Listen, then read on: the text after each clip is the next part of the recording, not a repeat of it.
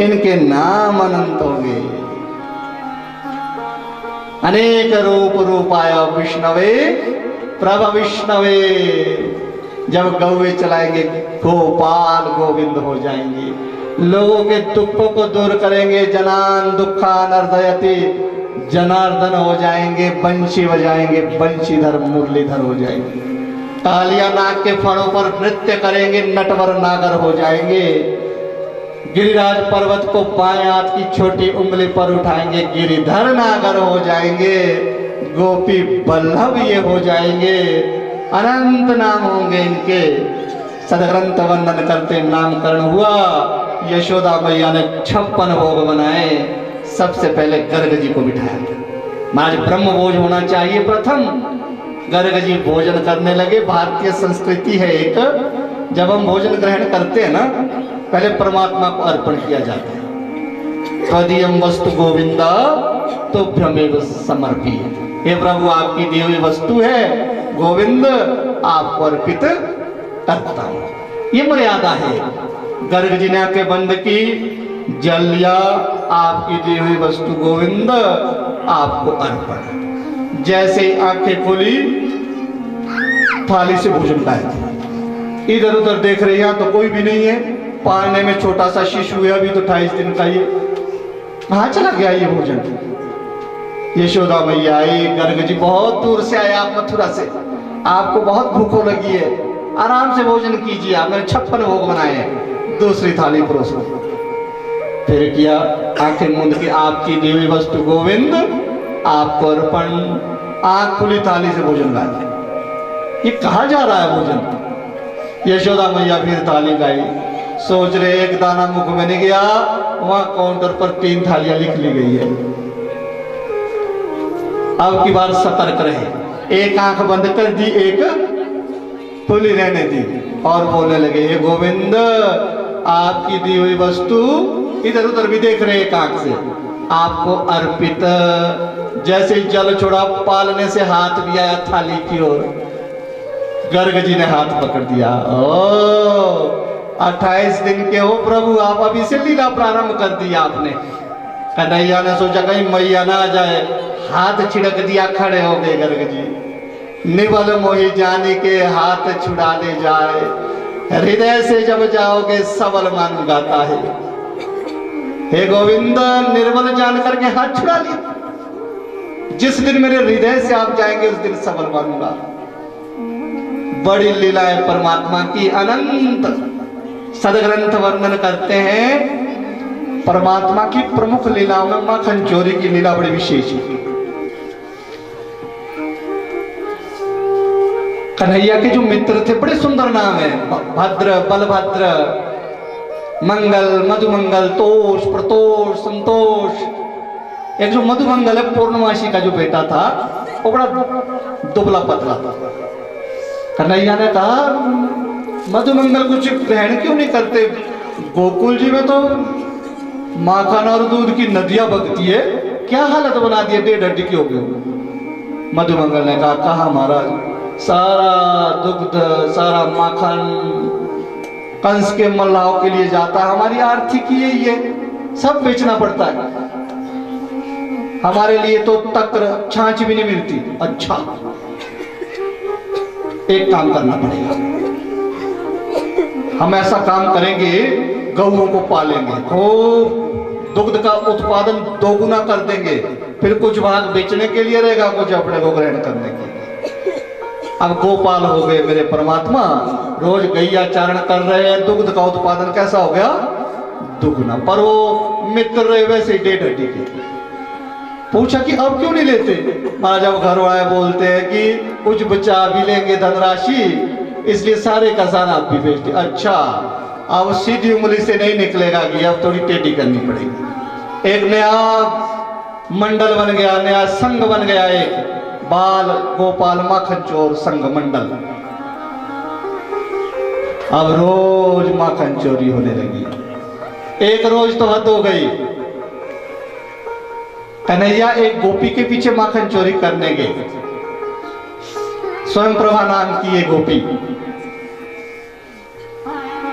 और उस गोपी ने देख भी लिया, वो छुप गई। कन्हैया चले गए, माखन की मटकी में हाथ भी रख दिया, कार्रवाई शुरू भी कर दी।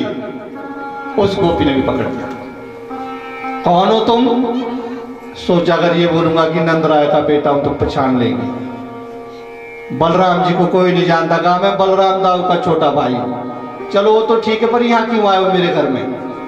देखो गोपी, हमारा महल भी इतना ही बड़ा है जितना आपका है। मैंने सोचा हमारा ही घर है ये। अच्छा वो तो ठीक है, वाक चातुर्य तो है परमात्मा में, फिर मटकी में क्यों रखा हुआ है? देखो ना गोपी, मेरे बाबा जो खिलौने लाते हैं ना, वो बलराम दाऊ छीन लेते हैं, चुरा लेते हैं, इसलिए मेरी मैया मटकी में छुपा के रखती है। मैंने सोचा इस मटकी में होंगे, यहाँ भी बच गए। बाकी सब तो ठीक है, जो मुख में लगा हुआ है, वस्त्रों में लगा हुआ है, ये कैसे लग गया माखन? अब पकड़ेंगे। पकड़ के ले आई गोपी। जैसे पूरे दल को पता चला, ग्वाल वालों को हमारा अध्यक्ष पकड़ा गया है, सब परिकर चल पड़ा साथ। आज खूब दंड मिलेगा। सदग्रंथ वर्णन करते हैं, मार्ग में ब्रज की एक बड़ी सुंदर परंपरा है। वहां आयु वृद्ध मिल जाए तो माताएं वहां घूंघट करती है। आयु वृद्ध गोप कोई आ रहे थे तो कुछ क्षण के लिए स्वयं प्रभा ने घूंघट कर लिया। सोचा भी बहुत मिलेंगे, इसलिए रहने देती हूँ ऐसा ही घूंघट। एक क्षण के लिए कन्हैया का हाथ छोड़ा घूंघट बनाने के लिए। कन्हैया के लिए तो एक क्षण युग के बराबर है।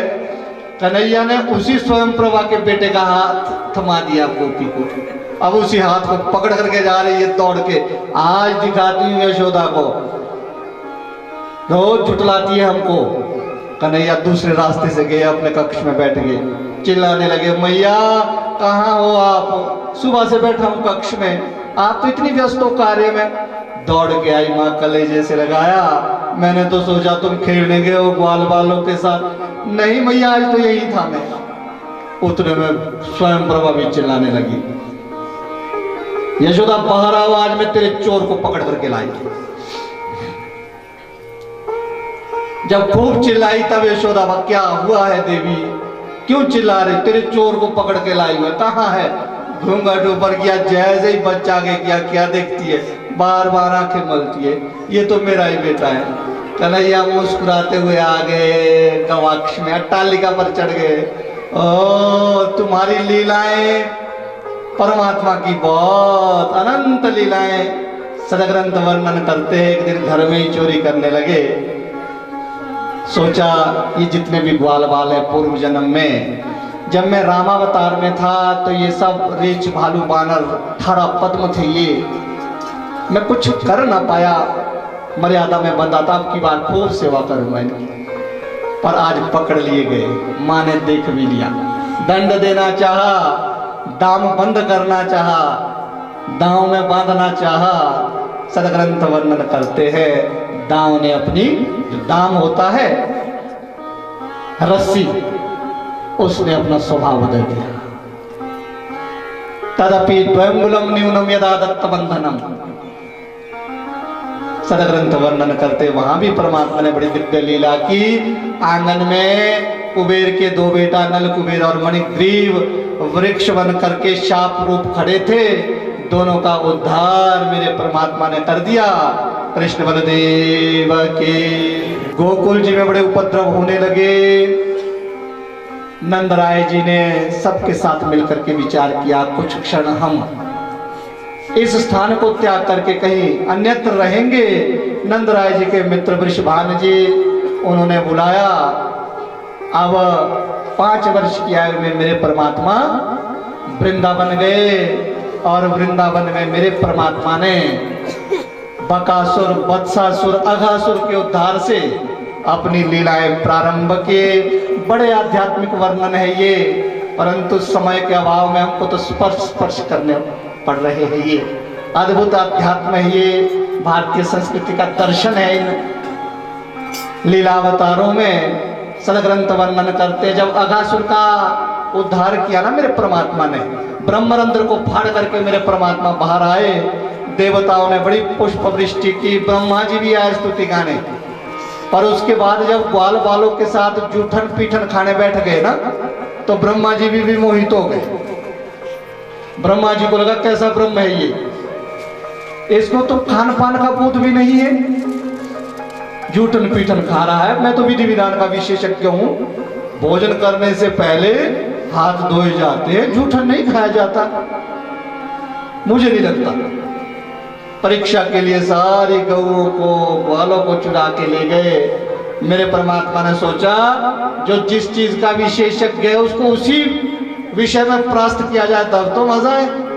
परमात्मा ने सृष्टि बना दी नहीं, नए ग्वाल नए बाल नए गौवे नए बछड़े। जो घर में गौवे थी वो बछड़ों को नहीं पहचान पाई, जो माताएं थी वो ग्वालों को नहीं पहचान पाई। 1 वर्ष तक, 1 वर्ष के बाद ब्रह्मा जी का मोह भंग हुआ, चरणों में गिर पड़े। सदग्रंथ वर्णन करते मेरे परमात्मा की अद्भुत लीलाएं। गिरिधर पर्वत को बाएं हाथ की छोटी उंगली पर उठाया। ब्रजमंडल की एक नियमावली थी, दीपावली के दूसरे दिन देवराज इंद्र का भजन पूजन होता था। कन्हैया ने कौतूहलवश पूछ लिया ब्रजवासियों से, क्यों करते हैं हम देवराज इंद्र की पूजा? ब्रजवासियों ने कहा देवराज इंद्र वो उग्रदंडः, वो बड़ा उग्र शासक है जो अब का देवराज इंद्र है, उसकी पूजा ना करे तो दंड देता है। कन्हैया ने आज पहली बार ब्रजमंडल को संबोधित किया, नहीं तो ग्वाल बालों को करते थे। पूरे ब्रजवासियों को पहली बार संबोधन किया 8 श्लोकों में। बड़ा आध्यात्मिक अर्थ है। 4 बातें कही 8 श्लोकों में। पहली बात कही, आपको कोई दंड नहीं दे सकता, आपको सुख दुख लाभ हानि अपने कर्मों से मिलता है, अकारण आपको दंड कोई दे ही नहीं सकता। काहू न को सुख दुख करता था, काहू न को सुख दुख करता था, निज कृत कर्म भोग नर पाता, निज कृत कर्म भोग नर पाता, परम प्रधान विश्व परिराखा, परम प्रधान विश्व परिराखा, जो जस करे सो तस फल पाता, जो जस करे सो तस फल पाता। 2 श्लोकों में ये बातें कही गई। हमको कोई अनायास सुख दुख नहीं दे सकता, भय नहीं दे सकता, दंड नहीं दे सकता, हमारे कर्मों का परिणाम ही है। और अगले 2 श्लोकों में कहा हम आपको यदि निर्भय रहना है तो संगठित होकर रहना होगा। संगच्छध्वम संबद्धम सहनावतु सहनो भुनक्तु समानि वा पूति समानाम हृदयानि वा। और तीसरी बात कही हमको अपने शारीरिक बल को बढ़ाना होगा, दुग्ध और दही माखन खूब ग्रहण करना होगा। और चौथी बात कही मेरे कन्हैया ने कि हमको अपनी आर्थिकी बढ़ानी होगी। हमारी आर्थिकी 2 साधनों से है, एक दुग्ध से और दूसरी फल फसलों से। और इन दोनों की पूर्ति कदाचित गोवर्धन की सेवा से पूर्ण होगी। गोवर्धन की सेवा करेंगे, अन्न औषधि आएगी, वनस्पतियां आएगी, गौओं के संरक्षण संवर्धन में सहायक होगी, दुग्ध का उत्पादन भी बढ़ेगा। और जब आर्थिकी बढ़िया बन जाएगी तो हमारा कोई भी अहित नहीं कर पाएगा। गोवर्धन नाथ की पूजा होने लगी, देवराज इंद्र क्रोधित हुआ, 5 प्रकार के उपाय अपनाए देवराज इंद्र ने। छल, कूट, तोषल, चाणूर, मुष्टिक, छल नीति अपनाई पहले, बिना सत्तर खून को देख करके। छल, कूटनीति, कूट करते बांटो इनको जाति में, धर्म में, क्षेत्र में, संप्रदाय में। फिर तीसरी नीति अपनाई चाणूर नीति, थोड़ा इनको डराओ। तोषण नीति, घोषणा करो यूं इनके लिए, करना कुछ नहीं, खुश हो जाएंगे ये। महाराज मान ही नहीं रहे, वो तो संगठित हो गए हैं, आर्थिक अच्छी हो गई है, बलवान हो गए हैं, मिलके रहते हैं, तुम्हारा अंतिम नीति बनाओ, मुष्टिक नीति, खूब प्रताड़ित करो। अब उनको मूसलाधार वृष्टि की गई 7 दिन 7 रात।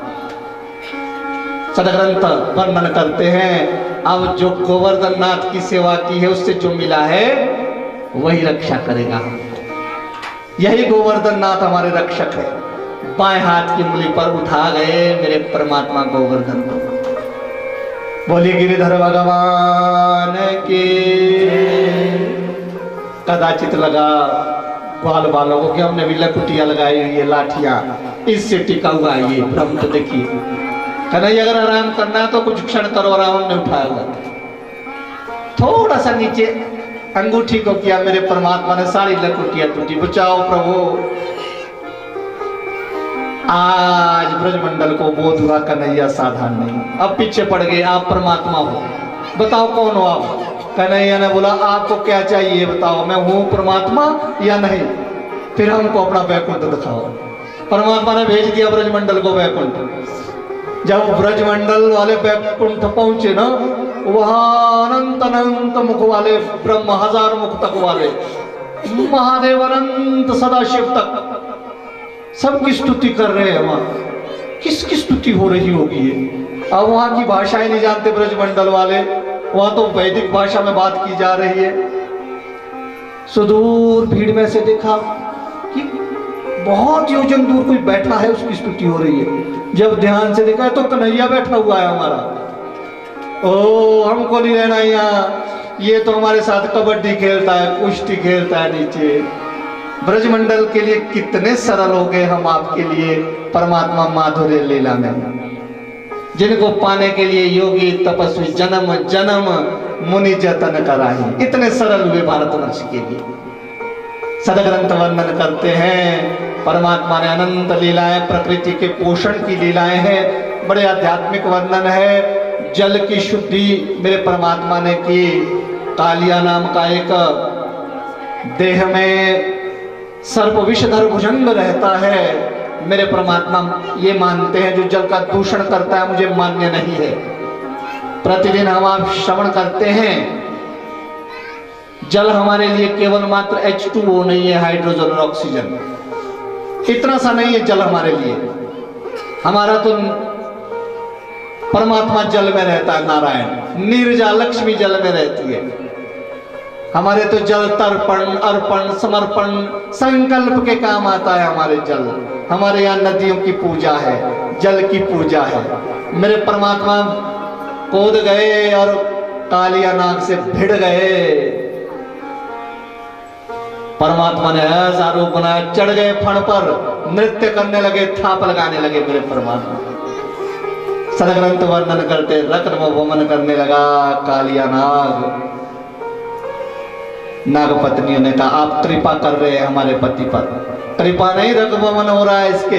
नहीं प्रभु, ब्रह्मा जी ने अनंत वेद लिखे, आपने एक अंगूठा दिया। बलि राजा ने 99 यज्ञ किए, आपने एक पांव दिया। हमारे पति का सौभाग्य तो देखिए आप कैसी थाप लगा रहे हैं। कालिया नाग ने कहा कदाचित गरुड़ से बैर है, इसलिए मैं इस यमुना के देह से बाहर नहीं जा सकता, और गरुड़ जी यहां नहीं आ सकते, इसलिए यहां रहता हूं। परमात्मा ने कहा तुम्हारे फणों पर मेरा चिन्ह अंकित हो गया है। जो परमात्मा का भक्त हो जाता है, परमात्मा से जुड़ जाता है, उसका कोई बाल भी बांका नहीं कर सकता। जाको राखे साइया मार सके ना कोई, बाल ना बांका कर सके चाहे जग बैरी हो। अरक्षितम रक्षति देव रक्षितम। जल की शुद्धि की दावानल अग्नि का पान मेरे प्रभु ने किया। सदग्रंथ वर्णन करते अब मेरे परमात्मा की वो बड़ी दिव्य लीला रास पंचाध्याय। यद्यपि भाष्यकारों ने और हमारे जो महापुरुष भागवत जी के हुए हैं, जिन्होंने तलस्पर्श अध्ययन किया है, अखंडानंद जी ने तो 1 महीने तक इस चरित्र पर व्याख्या की थी। रास पंचाध्याय अद्भुत है, पर हमको तो स्पर्श करना है। आपने अनंत कथाएं सुनी है, समय की मर्यादा को देखते हुए हम स्पर्श करेंगे। केवल मात्र दर्शन मात्र करेंगे इन लीलाओं का, सदग्रंथ वर्णन करते मेरे परमात्मा। आज शरद पूर्णिमा में, शरदकालीन पूर्णिमा में यमुना जी के तट आए, सुंदर पीतांबर धारण किया मेरे परमात्मा ने, मोर मुकुट धारण किया, बंशी हाथ में ले ली और यमुना के तट पर आंख मूंद करके बंशी बजाने लगे। जैसे ही परमात्मा बंशी बजाने लगे, प्रकृति में अद्भुत परिवर्तन हो गया। जो जड़ वस्तुएं थी वो चेतन हो गई, जो चेतन थी वो जड़वत हो गई। यामुनायाम काठिनत्वम पाषाणे द्रवत्वम, पत्थर पिघल रहे हैं, जल स्थिर हो गया है। जल प्रसन्नम कुसुम प्रहासम क्रौचस्वनम शालिवनम विपक्वम मृदुश्च वायु, वायु मीठा बह रहा है, जल प्रसन्न हो गया। ये बेड़ूरव जब गोपिकाओं ने श्रवण किया, गोपिकाएं दौड़ पड़ी। गोपी शब्द का अर्थ जानना है आपने। सदग्रंथ कहते गोपी भक्ति रसे पीवती थी गोपी, अपनी सकल इंद्रियों से परमात्मा के नाम रूप लीला कथा से जुड़ा हुआ जीव गोपी है। गोपी कोई स्त्रीवाचक शब्द ही नहीं है। ज्ञान मार्ग में जो परमात्मा के नाम से, रूप से, उनकी कथा से नित्य जुड़ा है, ब्रह्म संबंध जिसने बना करके रखा है वो गोपी है। गोपिकाएं दौड़ पड़ी। अनंत जन्मों के ऋषि है ये। राम अवतार में भी निवेदन किया इन्होंने। परमात्मा ने कहा मैं मर्यादा में बंधा हूं, जब पुष्टि पुरुषोत्तम बन के आऊंगा मैं बुलाऊंगा तुम्हें। उनको लगा मानो परमात्मा आवाहन कर रहे, दौड़ पड़ी। आज गोपिकाएं आंखों से रास्ता नहीं दिख रही, वेणुरव किस दिशा से आ रहा उधर दौड़ रही। कई कई गोपियों को रोका गया घर में ही। ताम बारे माणा, पति भी, पितृ भी, भ्रातृबंधु भी। पतियों ने, पिता ने, भाई बांधवों ने, जब जीव शुभ की ओर जाता है ना तो समाज रोकता है, बाधा डालता है। मारे क्या करना है वहां कथा में जाकर के, अभी तो एक बाल विस्पेद नहीं हुआ, क्या करेंगे वहां। जब तो माताएं बहनें आती है तो शाम को सुनना ही पड़ता है कि बहुत ज्ञान प्राप्त किया, जब स्वर्ग जाओगी तो मैं भी आ जाऊंगा टांग पकड़ के ऊपर। रोकता है समाज, ताम बारे माना। और जो रोकी गई वो योग बल से आ गई। लक्षाधिक सहस्राधिक गोपिकाएं यमुना के तट पर एकत्रित हो गई।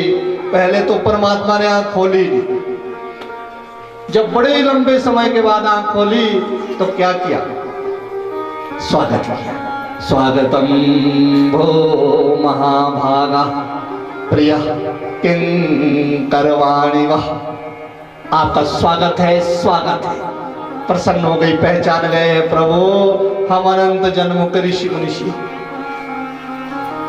दूसरा प्रश्न बड़ा कठिन परमात्मा ने किया। जब जीव परमात्मा की ओर जाता है ना तो पहले परमात्मा स्वागत करते, दूसरा प्रश्न कठिन होता है। दूसरा प्रश्न क्या पूछा परमात्मा ने, ब्रूता गमन कारण, क्यों आई हो। ब्रजस्यानम अह कश्चित, ब्रज पर कोई संकट आया है, आने का कारण किस लिए आए हो। जीव जब जाता है ना परमात्मा के पास तो पूछते परमात्मा अंदर के अंतर्यामी, और हम क्या करते, पूरी लिस्ट थमा देते, इसलिए आया हूं, पढ़ाई में भी फर्स्ट आ जाऊं, कारोबार भी अच्छा हो, नौकरी भी अच्छी लग जाए, दिग दिगंत में धूम हो जाए, पदार्थों का प्राचुर्य हो जाए, भोगों का साम्राज्य हो जाए। परमात्मा दे तो देते पर खुद चले जाते। पहली परीक्षा में फेल हो जाते हैं। गोपिकाओं ने कुछ नहीं मांगा, वो मौन रही और पहली परीक्षा में पास। आंसर शीट खाली दे दी परमात्मा को, कुछ नहीं लिखा, फर्स्ट आ गया। कुछ विद्यार्थी बैठे हुए सोच रहे कितना अच्छा पैटर्न है गुरुजी, यहाँ भी लगा दो, केलवी वगैरह में, धर्मपुर वगैरह में लगा दो कि कुछ ना लिखना पड़े तो फर्स्ट, कुछ लिखना पड़े तो फेल। परमात्मा की बड़ी विलक परीक्षा है। अब अगला प्रश्न तो और कठिन पूछते परमात्मा। क्या पूछा, प्रतियात गृहम नहीं अस्थियम, वहां भी चली आओ घर। अब गोपिकाओं से रहा, पांव के नखुनों से कुरेद रही थी भूमि, क्यों जाए हम प्रभु वापिस, किस लिए जाएं। इतनी रात्रि में पर पुरुष के पास रहना ठीक नहीं। गोपिकाओं ने कहा प्रभु आप पर पुरुष नहीं, आप परम पुरुष है, प्राक पुरुष है, प्राज्ञ पुरुष है, आदि अनादि अनंत पुरुष है। फिर हम वापिस अगर जाएं भी तो क्यों जाएं? वापिस जाओ, अपने गृहस्थ की सेवा करो, पतियों की, पुत्रों की, परिवार की। उससे क्या होगा प्रभु? यदि गृहस्थ की सेवा करोगी तो तुम्हारा चित्त निर्मल हो जाएगा, मन निर्मल हो जाएगा। प्रभु यदि मन निर्मल हो जाएगा तो क्या होगा? यदि मन निर्मल हो गया तो निर्मल मन जन सो मोहि भाई, तो उसको परमात्मा की प्राप्ति हो जाएगी। प्रभु इतने जन्मों से हमारा गृहस्थी तो पवित्र था, तभी तो आज आपके पास आई, अब फिर आप 84 लाख योनियों में भेजना चाहते। रुदन हो आया गोपिकाओं को, हम तो आपकी निशुल्क दासिकाएं हैं। जैसे ये शब्द कहा, रीझ गए मेरे परमात्मा, अपना स्वरूप ही गोपिकाओं को दे दिया। वहां गोपिकाएं नहीं दिख रही, कृष्ण दिख रहे। यत्र यत्र मनोयाति तत्र तत्रस्तु माधव वासुदेव सर्वमिति। ऐसा नृत्य परमात्मा करने लगे गोपिकाओं के साथ। कृष्ण गोविंद गोपाल गाते चलो, कृष्ण गोविंद गोपाल गाते चलो, कृष्ण गोविंद गोपाल गाते चलो, कृष्ण गोविंद गोपाल गाते चलो। कौन कहता है भगवान आते नहीं, कौन कहता है भगवान आते नहीं, कौन कहता है भगवान आते नहीं, कौन कहता है भगवान आते नहीं। प्रेम भक्ति से उनको बुलाते नहीं, प्रेम भक्ति से उनको बुलाते नहीं। अच्युतम केशवम कृष्ण दामोदरम, अच्युतम केशवम कृष्ण दामोदरम। राम नारायणम जानकी वल्लभम, राम नारायणम जानकी वल्लभम।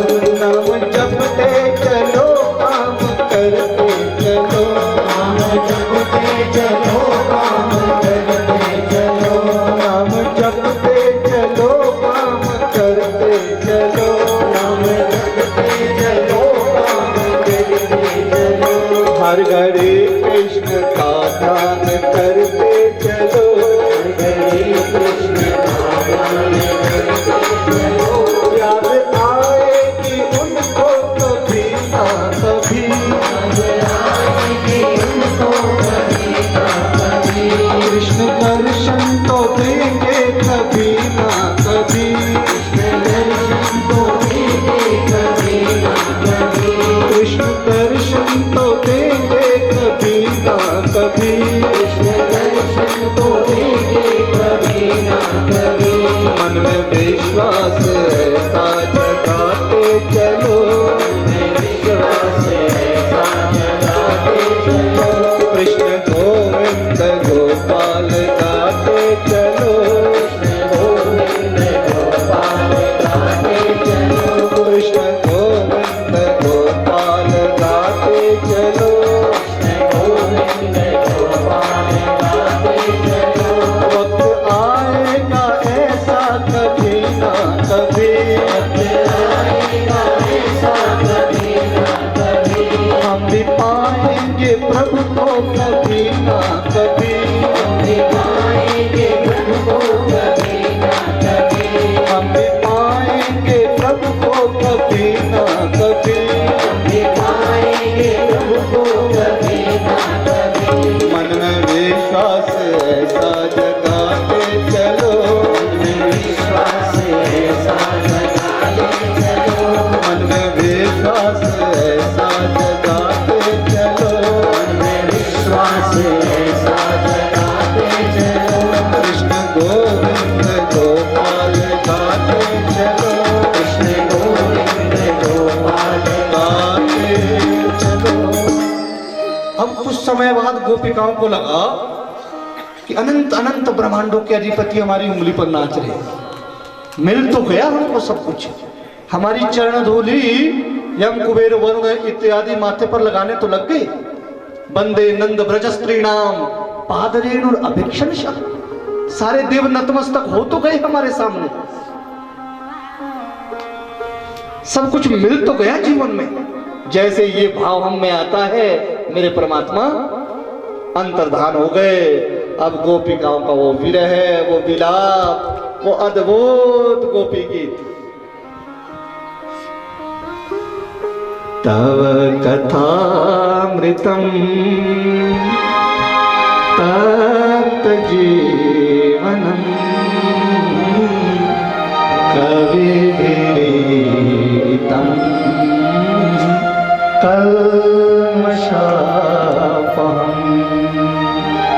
श्रवणमङ्गलम्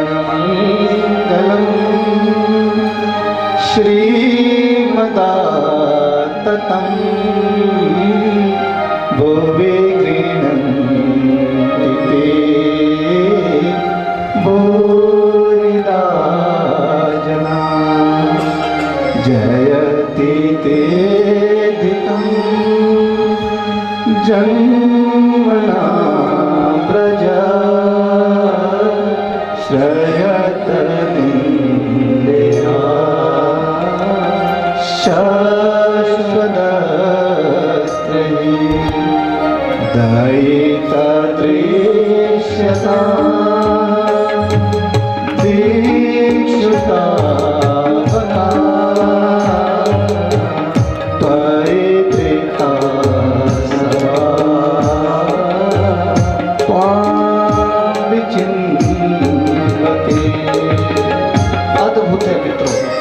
इसकी ऐसी आध्यात्मिक व्याख्या महापुरुषों ने की है। हमारे पास ये समय नहीं है, अब तो बिल्कुल 5-7 मिनट में हम आपको पूर्णता की ओर जाना पड़ेगा। आयोजकों का विशेष निवेदन होता है 3 सवा 3 तक। आज 5-7 मिनट अधिक लेंगे आपके, आज भले कष्ट हो जाए आपको, क्योंकि कल हमारा अंतिम विसर्जन का दिवस होता है। आज 5-7 मिनट लेंगे केवल मात्र आपके। सदग्रंथ वर्णन करते गोपिकाएं खूब पत्तों से वृक्षों से पूछती है, जब कहीं नहीं मिले तो एक स्थान पर बैठ गई और परमात्मा का गुणगान करने लगी। एक वृद्ध गोपी व्यासासन पर बैठ गई, परमात्मा की कथा सुनाने लगी। परमात्मा को अपना प्रण याद आ गया, प्रतिज्ञा याद आ गई। मद्भक्ता यत्र गायन्ति तत्र तिष्ठामि, जहां मेरी कथा होती है मैं अवश्य आता हूं किसी न किसी रूप में वहां। परमात्मा प्रकट हो गए, गोपिकाएं दौड़ पड़ी, प्रभु कहां चले गए थे आप? परमात्मा ने कहा मैं तो कहीं नहीं गया था, यही था, परीक्षा ले रहा था तुम्हारी। परीक्षा तो बताओ क्या परिणाम है, पास है कि फेल है कि सप्लीमेंट्री है? परमात्मा ने कहा जो सच्चा भक्त होता है परमात्मा के साथ जीता है और उनके जाने के बाद प्राण छोड़ देता है। त्रेता युग में चक्रवर्ती जी रामलला के संयोग में जिए, वियोग में आप लोग सब जीवित हो। गोपिकाएं बड़ी चंट थी, महाराज हम भी मर गई थी सब। तो जो मर जाता है वैसे थोड़ी होता सामने, हम मर गई थी पर हमने अमृत पिया। कौन सा अमृत? तव कथामृतम तप्त जीवनम, आपका कथा रूप अमृत पिया, उससे हम जीवित हो गए। सदग्रंथ वर्णन करते मेरे परमात्मा रीझ गए, गोपिकाओं का जीव ब्रह्म हो गया, वस्तु शिव हो गया। परंतु कंस को जब ये सूचना दी गई नारद के द्वारा, सुनिश्चित हो गया है कन्हैया ही 8वां घर में देवकी का आपके साथ छल हुआ है। आनंद फानंद में सारे भोजवंशियों की मीटिंग हुई, महाराज क्या किया जाए? किसी ने सुझाव दिया ऐसा करो वसुदेव और देवकी को मारो। उन्होंने छल किया, किसने कहा ना ना ऐसे समय में उन्हें मारेंगे तो आपका शत्रु छुप जाएगा, घात लगा के वार करेगा आप पर। किसी ने सुझाव दिया ब्रजमंडल पर आक्रमण करो, ध्वस्त कर दो, कृष्ण को भी मार दो। कुछ मंत्रियों ने कहा ना ना, जहां से इतनी बड़ी आर्थिकी हमारी आती है इतना बड़ा कर टैक्स जहां से आता है, दूध माखन आता है, कोई भी राजा ऐसी नगरी को ध्वस्त नहीं करेगा। किसी ने विचार दिया महाराज ये काम करो, हमारे यहाँ शिव धनुष है, उसकी विशेषता है धनुष यज्ञ के समय 5 दिन सुरक्षित रहे शिव धनुष, तो राजा का आयुष्य बढ़ता है। हम धनुष याग करेंगे, उस बहाने से कन्हैया को बुला लेंगे यहाँ और यहाँ मान। अब ये प्रस्ताव पास हो। एक समस्या आएगी, बुलाने जाए कौन? आज तक जिसको भी भेजा था ये कन्हैया ऐसा चंटे सारे खिलौने तोड़ देता है, पूतना, तृणावर्त, शकटासुर, अगासुर, बकासुर, वत्सासुर, केशी, सब।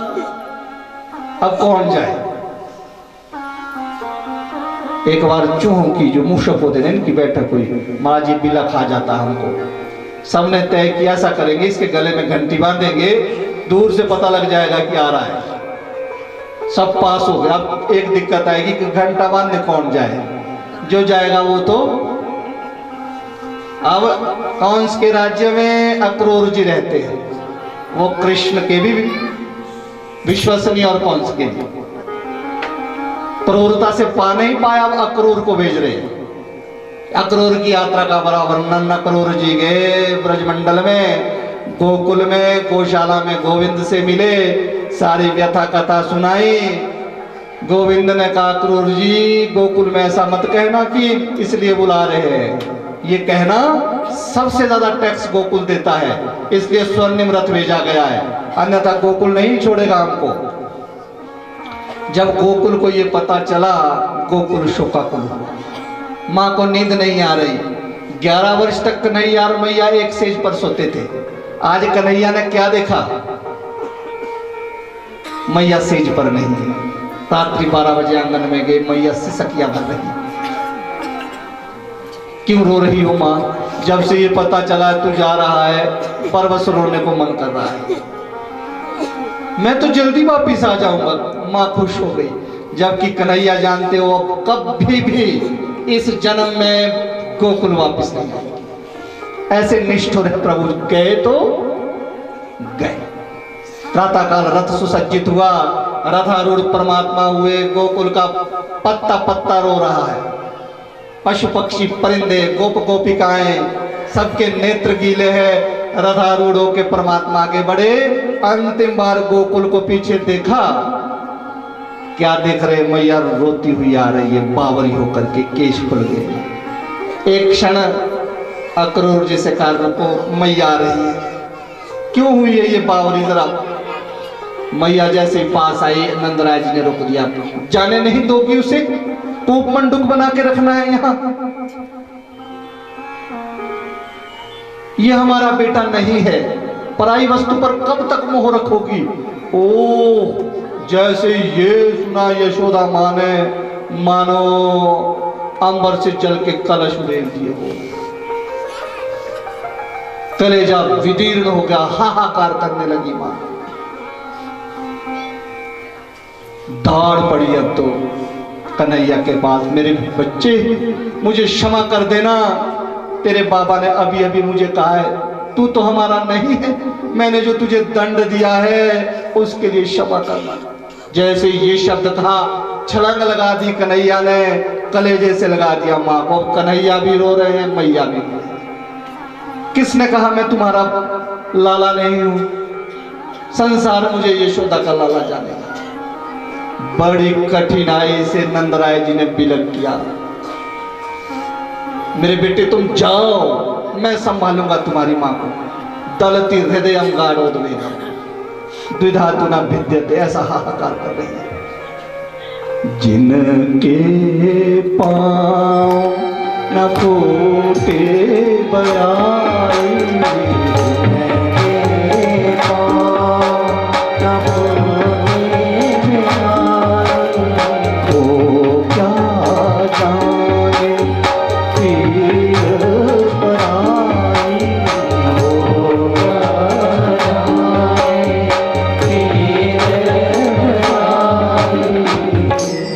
सदग्रंथ वर्णन करते हैं कन्हैया का वो रथ आंखों से ओझल हो गया। गोपिकाएं देखती रह गई, ठगी सी रह गई। रथ पे चले गए कन्हैया। रथ पे चढ़ के मेरे श्याम मथुरा चले, ऐसे निष्ठुर हुए मुड़ के देखा नहीं। सदग्रंथ वंदन करते मेरे परमात्मा गोकुल छोड़ गए, मथुरा आ गए मेरे परमात्मा। मथुरा में सबसे पहले कुब्जा ने अभिनंदन स्वागत किया, चंदन लगाया, कुब्जा का उद्धार सुंदर बना दिया। कुब्जा को धनुष की ओर गए, हरि और हर का मिलन हुआ। जैसे स्पर्श किया शिव धनु का, प्रत्यंचा चढ़ाई टंकार से खंड खंड शिव धनु हो गया। टंकार कंस के महल में सुनाई दी। महाराज दूसरे दिन ही धनुष टूट गया है। आनन फानन में वो रथांगन समरांगन तैयार किया गया, रंगभूमि सारी मथुरा नगरी आ गई। मेरे परमात्मा जैसे ही उस रथांगन में, समरांगण में, रंगभूमि में प्रवेश किए, कोवलिया पीढ़ हाथी 10,000 हाथियों का बल वाला, जिसको खूब मदिरा पान करवाया था, कन्हैया की ओर दौड़ पड़ा। मेरे कन्हैया ने सूंड से पकड़ करके 10 दिशाओं में घुमाया और अंबर की ओर फेंक दिया। परमात्मा जैसे ही रंगभूमि में प्रवेश किए, जिसकी जैसी जैसी भावना थी वैसे वैसे परमात्मा का दर्शन।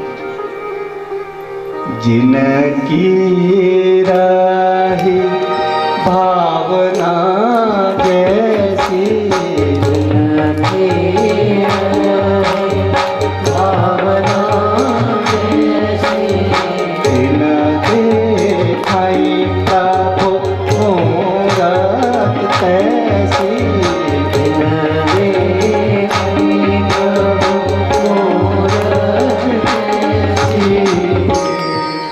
कंस के वो 5 मल्लाह मेरे परमात्मा ने सबका उद्धार कर दिया।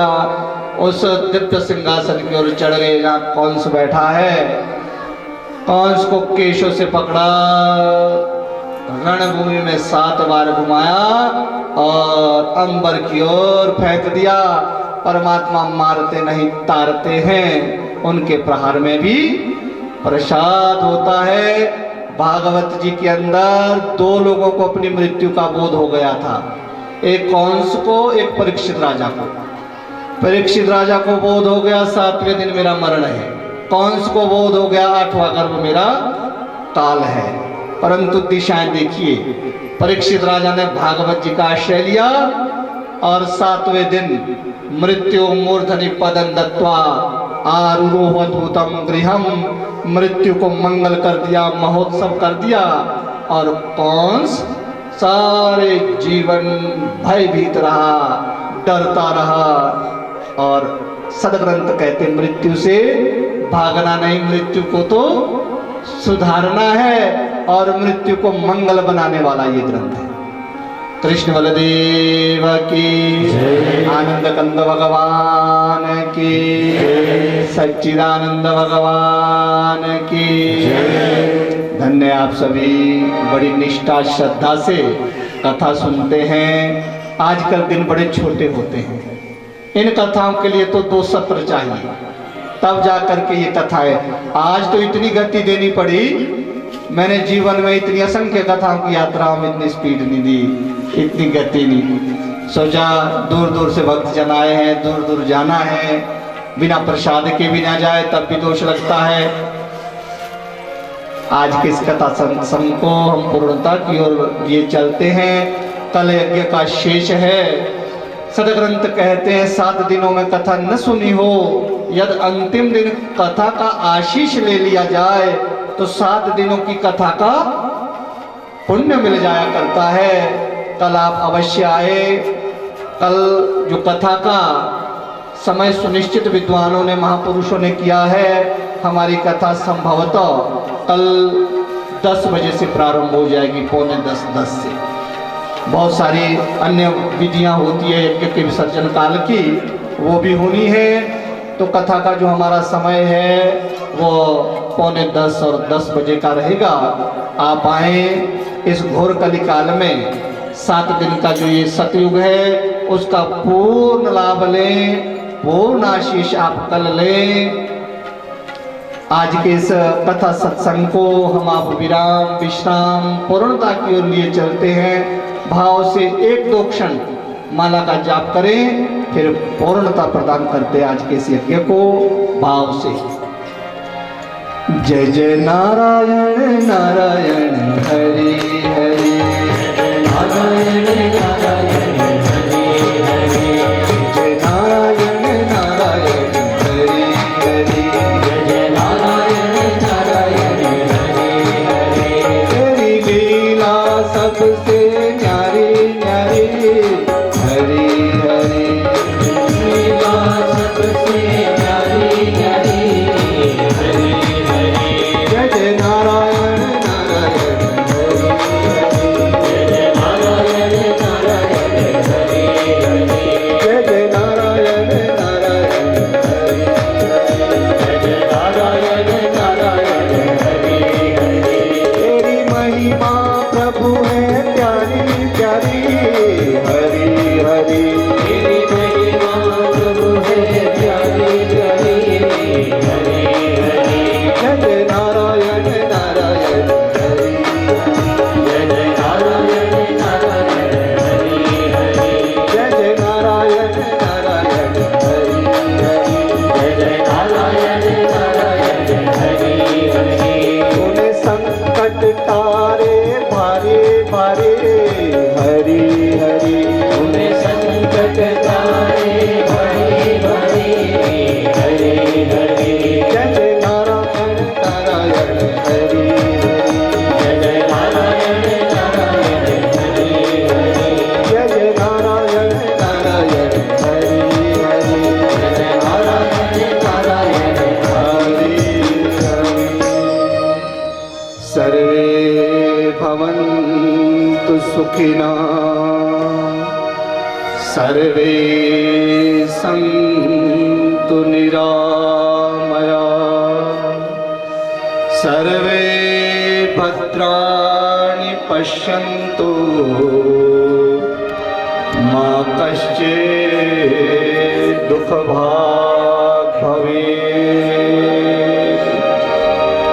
ॐ शान्ति शान्ति शान्ति।